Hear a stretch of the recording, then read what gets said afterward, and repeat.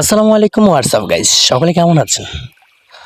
আজ অনেকদিন পর আপনাদের মাঝে চলে আসলাম ছোট্ট একটি ব্লগ নিয়ে। সো আমার সাথে আছেন আজকে মোহতাদি বড় ভাই,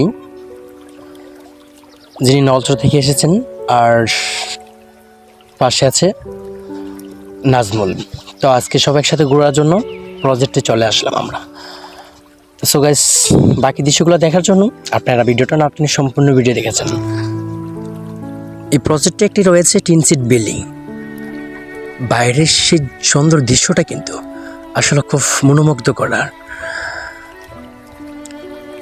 আর আমাকে অনেকে মেসেজ করেছেন যে ভাইয়া, প্রাকৃতিক সৌন্দর্য আপনি তো নিয়ে আসেন, তো অনেকদিন যাবৎ প্রাকৃতিক সৌন্দর্য আপনার ভিডিও দেখতে পাচ্ছি না, আপনাকে অনেক মিস করতেছি।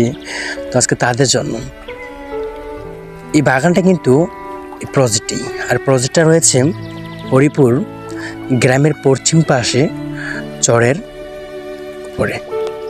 অনেকে মেসেজে বলেছে ভাইয়া, প্রজেক্টে আসার পর ফিলিংসটা কেমন হয়। আসলে আমি নিজে নাও আসলে বুঝতে পারতাম না এখানে আসার ফিলিংসটা কেমন হয়। আমার কাছে খুব ভালো লেগেছে, যেহেতু আমি ওদের সাথে আসতে পেরেছি। আর ভালো লাগার মানে খুব ভালো কাজ করতেছে আমার ভিতরে। অবশ্যই আমার ভিডিওটা যা দেশ বিদেশ থেকে দেখছেন লাইক শেয়ার করে সবাইকে দেখার সুযোগ করে দিবেন।